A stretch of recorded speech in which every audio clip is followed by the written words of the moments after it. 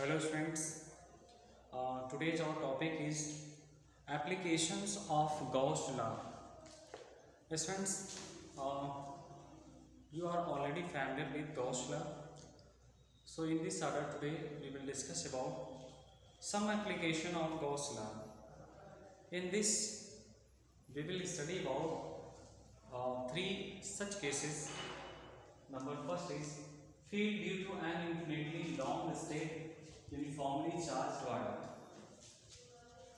यानी application of Gauss law में आज हम लोग तीन ऐसे केसेस पर विचार करेंगे जिसमें गॉस लॉ का प्रयोग होता है और इसके कारण जो इलेक्ट्रिक फील्ड उत्पन्न होता है वो अगर कोई स्टेट कोई एक लीनियर ऑब्जेक्ट होगी तो उसमें गॉस जिसको हम गॉसियन सरफेस कहते हैं उस पर कितना इलेक्ट्रिक फील्ड उत्पन्न होगा, या केस नंबर 2 जिसमें field due to a uniformly charge infinite plane sheet. अगर वो ऑब्जेक्ट एक प्लेन शीट होता है तो उस पर इलेक्ट्रिक फील्ड का क्या प्रभाव पड़ेगा। और इसी तरह से हम अगर केस नंबर 3 की बात करते हैं कि the electric field due to uniformly charge thin spherical shell, अगर वो ऑब्जेक्ट स्फेरिकल शेप में होगी तो फिर उस पर इलेक्ट्रिक फील्ड कितना वर्क करेगा। Okay, so let us discuss about the application of Gauss law. Okay, तो students, you know that the electric field due to a general charge distribution is as seen above given by equation 1.27. In practice, except for some special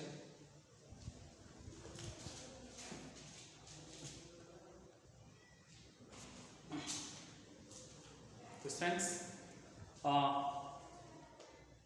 the electric field due to a general charge distribution is as seen above given by equation 1.27.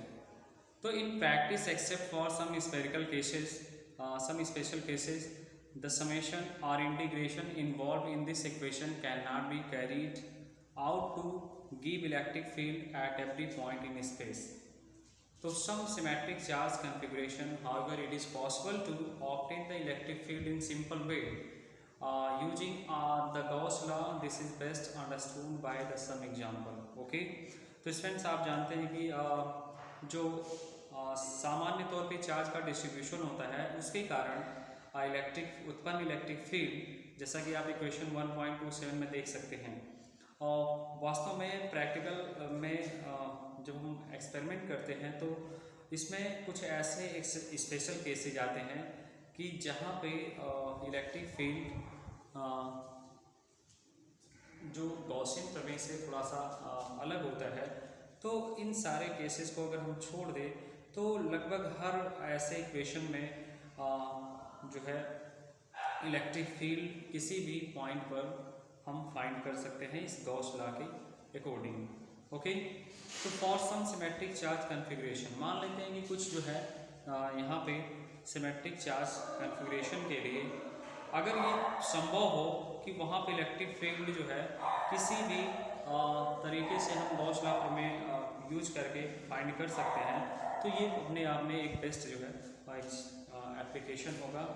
तो this is best understood by the some example. इसे हम अच्छी तरीके से समझने के लिए कुछ एग्जांपल्स की सहायता लेते हैं।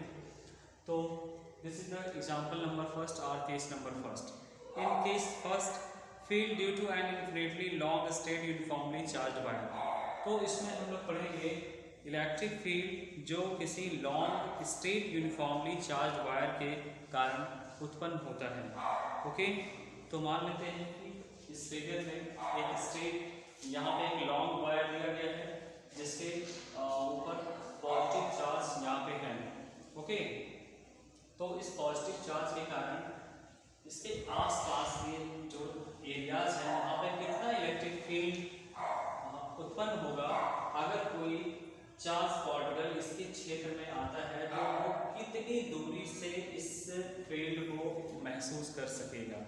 तो आज हम लोग इस केस नंबर फर्स्ट के बारे में डिस्कस करते हैं। ओके, तो consider N infinitely long thin straight wire with uniform linear charge density lambda. Okay, the wire is obviously an axis of symmetry. Suppose we take the radial vector from O to P and rotate it around the wire. Okay, the points P, P dash, P double dash so often are completely equivalent with respect to the charged wire. Okay, तो students जैसे ही आप इस radial vector O को P के परिधि हम ऐसे घुमाते हैं तो यहाँ पे हमें अनेक ऐसे पॉइंट्स मिलेंगे P1 sorry P, P dash, P double dash, P triple dash and so on. तो इस तरह के पॉइंट्स हमें यहाँ पे मिलेंगे जो एक दूसरे के बिल्कुल इक्विवेलेंट होंगे। ओके, तो this implies that the electric field must have the same magnitude at these points. The direction of electric field at every point must be radial, means outward if lambda is greater than 0, inward if lambda is less than 0. This is clear from the given figure. Okay, तो students इससे हमें ये प्राप्त होता है कि जो electric field है उसका मैग्नीट्यूड हर पॉइंट पर सेम होगा। ओके, और उस इलेक्ट्रिक फील्ड की जो दिशा है उसकी जो डायरेक्शन वो इस पॉइंट से बाहर की ओर होगी।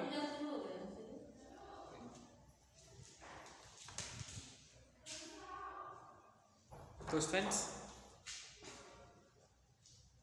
इलेक्ट्रिक फील्ड की जो डायरेक्शन होगी वो बाहर की तरफ होगी अगर डेंसिटी यानी लैम्डा का मान अगर 0 से ज़्यादा होगा। तो यदि लैम्डा 0 से ज़्यादा होगा तो इस केस में इलेक्ट्रिक फील्ड की दिशा इसके बाहर की तरफ होगी, और वहीं पे अगर लैम्डा की वैल्यू 0 से कम होती है तो इस केस में इलेक्ट्रिक फील्ड की जो डायरेक्शन होगी वो इसके अंदर की तरफ होगी।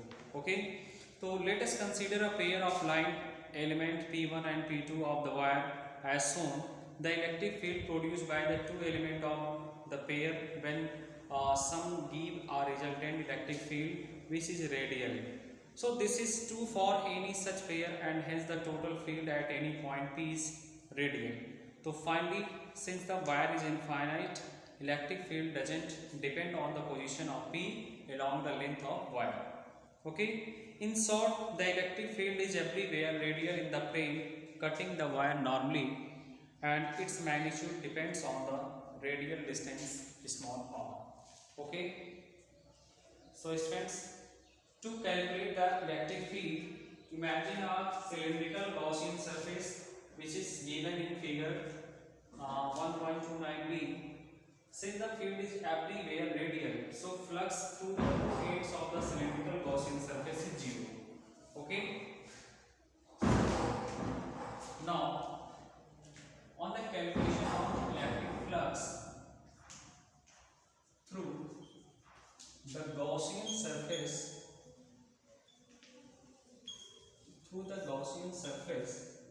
that is equal to flux through the curved cylindrical part, the curved cylindrical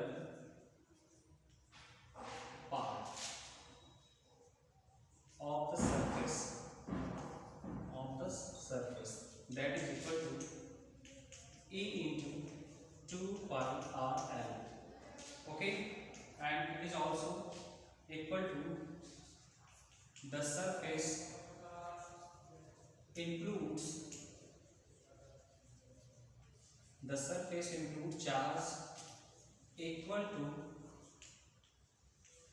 lambda L. Okay, this is lambda L. This is the density of the wire. According to Gauss law, then the equation gives E into 2 pi r L, which is equal to lambda L upon epsilon naught. Okay, that means E is equal to lambda upon 2 pi epsilon naught into r. Okay, तो students Now look here, vectorially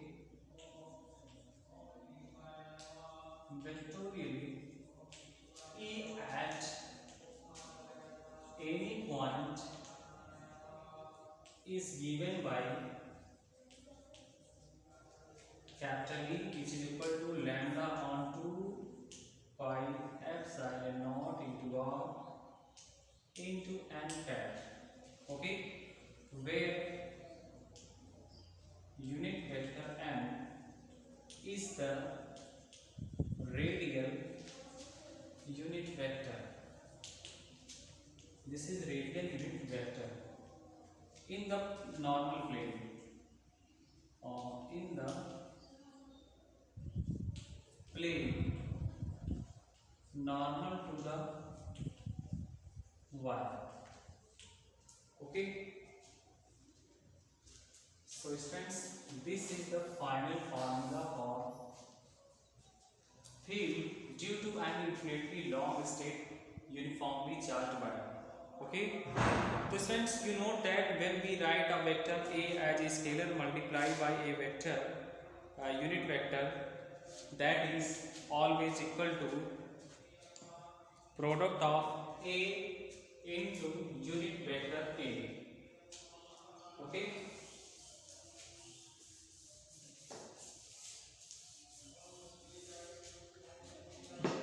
so everyone,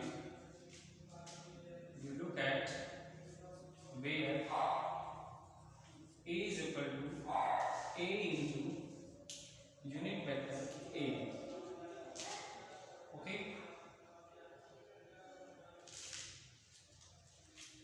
so friends, the direction of A will be the same as that of the vector unit vector A if A is greater than 0, and opposite to unit vector A if A is greater than A is less than 0.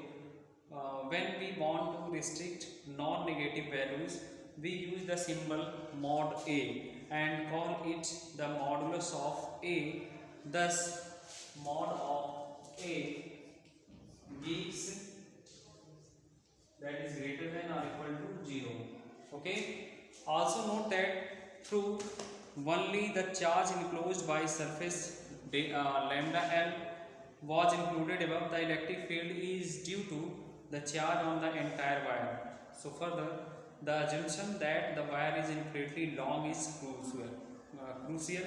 Without this assumption, we cannot take E to be normal to the curved part of the cylindrical, which is Gaussian surface.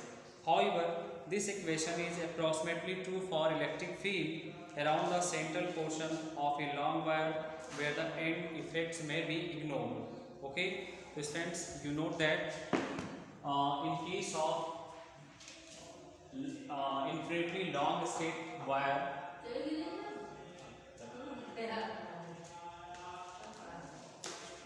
okay friends, so this is the case number first, in which we study about field due to an infinitely long straight uniformly charged wire.